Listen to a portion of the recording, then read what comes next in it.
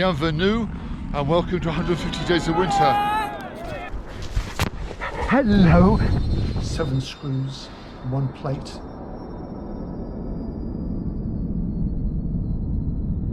So if the sight of an aircraft landing on the side of a snowy French mountain doesn't in some way provoke some sort of awe, then you should really just turn off this video and go back to watching cat videos. For everyone else, here is the history of the Altiport in Courchevel. As you can imagine, putting a video like this together took a lot of time and research. If you enjoyed it, please don't forget to subscribe, leave a like, and leave a comment down below. So to quote Lewis Carroll, let's begin at the beginning and go on till we come to the end, and then stop. In the winter of 1954, a French Air Force Morane-Saulnier 500 Criquet aircraft landed on the Touraine ski slope. The Criquet was a French copy of the German Ziegler Fi-156 Dash, of which the Luftwaffe had over 2,000 built, many of which were reused after the war. The Criquet had the ability to take off over a distance of less than 60 meters, and thanks to its crazy slow speed, land in 20 meters. Watching this video, it almost hovers in the sky. This is known as STOL, short takeoff and landing, and you'll probably hear it a lot throughout this video.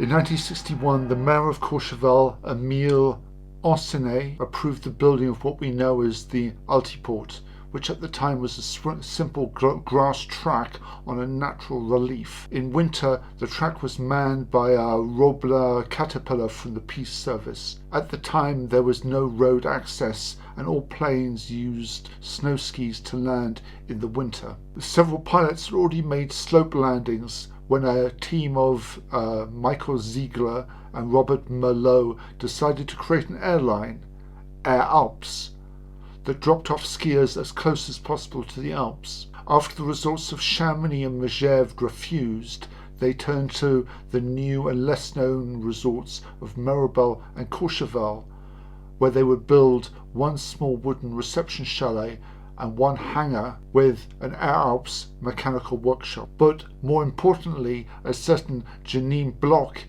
was employed by Air Alpes, someone who I've had the pleasure of meeting several times and who has sparked my interest in this whole subject. The Altiport received its first landings on January the 31st, 1962, the day after the first landings at the Mirabel airfield. Air Alpes started routes from Paris and Lyon with its Swiss STOL Pilatus PC-6A turboporter, a 10-seater single turbopropped engined plane with a takeoff distance of 195 meters and a landing distance of 130 meters.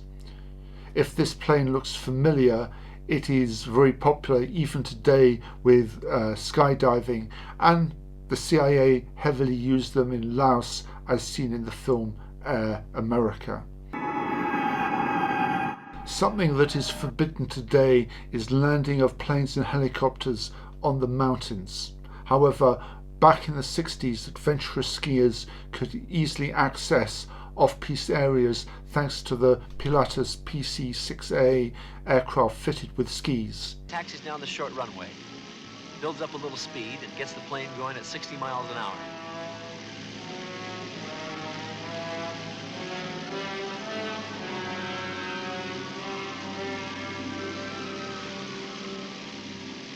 Moments later, they're airborne over the French Alps.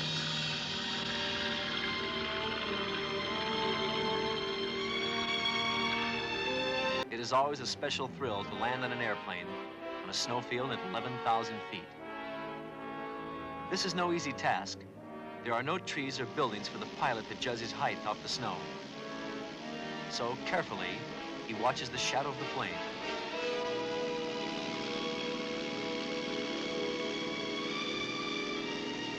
And when it becomes full size on the snow, he knows it's time for touchdown.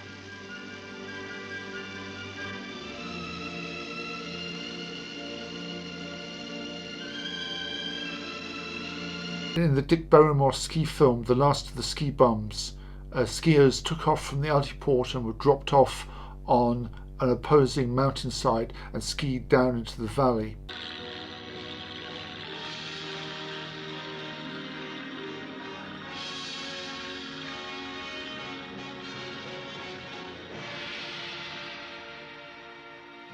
And as you can see from this price list, for only 150 francs, you and your friends could even fly to the Dôme de Goutier on Mont Blanc, something that definitely is not available today. In 1965, the Geneva-Courchevel winter route opened, offering connections to the altiports in Val d'Isère and Le Plain. Air Alpes carried somewhere just under 4,000 passengers and performed just under 800 flight hours. In 1966, Air Alpes added the de Haviland Canada DHC-6 Twin Otter to its fleet. The twin-engined STOL aircraft was able to carry 19 passengers with a landing distance of 360 meters and takeoff of 320 meters. In 1968, a hard runway is built to allow early openings in the summer, but was still snow-covered in winter, and a new control tower was built. In view of the increased traffic, an air traffic control service is opened seasonally in the same year. It is provided by controllers seconded from Chambéry Airport. On December the 16th, 1970, a de Haviland Twin Otter registration F-B0OH was damaged during a training session at the Courchevel Altiport. The plane deviated from its takeoff axis and hit a snowdrift at the edge of the runway. Jacques Barriel, head of the mountain sector of Air Alpes, succeeded in regaining control of the aircraft and putting it down safely at Chambéry Airport despite a damaged main gear. This incident led Courchevel to consider snow removal at the Altiport.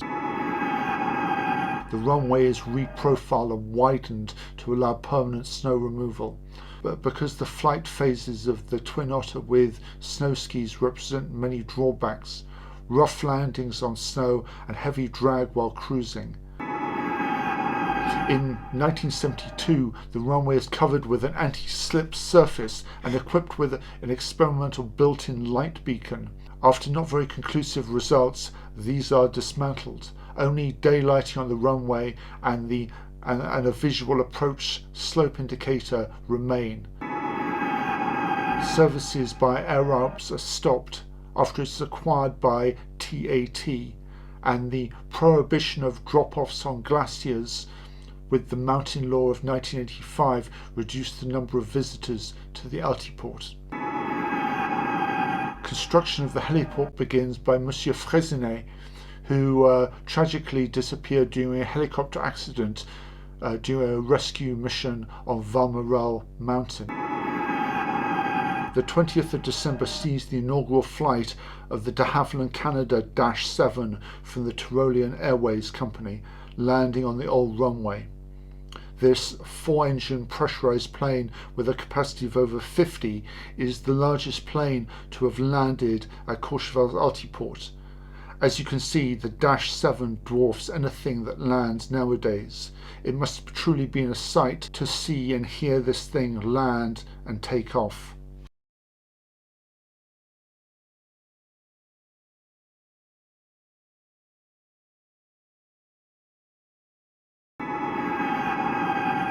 In anticipation of the 1992 Winter Olympic Games, the length of the runways increased from 375 to 537 meters, and the width doubled from 40 to 80 meters to allow easier landing of the -7 aircraft. The work, costing 35 million francs, required over 400,000 cubic meters of earth and the construction of a temporary asphalt plant. Subsequently, the Dash 7 carries out ski charters on weekends from the airports of Graz and Innsbruck. These come to an end on April the 11th, 1996. In 1992, a VOR DME radio beacon is installed on the crest of Gravel on an experimental basis, but it is never effective because of the numerous parasitic echoes created by the mountainous environment. In 2010, restructuring and expansion of the heliport begins. Courchevel Mairie takes over complete management of the Altiport, plane and helicopter, and a provisional reception chalet is built in the helicopter area. In 2012, Courchevel Altiport made a profit of €200,000 from €500,000 in revenue. Customs services are officially stopped. Only the English who are not in Schengen are required to land for customs purposes at another French airport before coming to Courchevel. In 2014, Alpine Airlines are the only airline authorized by Civil Aviation to access Courchevel by commercial flights, using Vulcanair Aviator AP68 TP-600 and Partenavier P68. They also offer sightseeing flights around the Three Valleys and Mont Blanc, well worth the cost. Nowadays, the largest planes to land at the Altiport are the luxury Pilatus PC-12s, a single turbopropped engine pressurized plane with a capacity of up to 9. On landing, most of the passengers are whisked away to their private chalets and 5-star luxury hotels. The Altibar is now called the Pilatus and a great place to have lunch while watching incoming flights. And actually, the majority of flights now landing at the Altiport arrive by helicopter with a split of 70 to 30%. So there you have it, the fascinating and brief history of the Courchevel Altiport. I'm sure if I've made a mistake or if you have found this interesting, please feel free to click the like button, leave a comment down below, and if you would like to see more videos like this, subscribe to the channel. And on that, I will see you all in the next video. Ciao.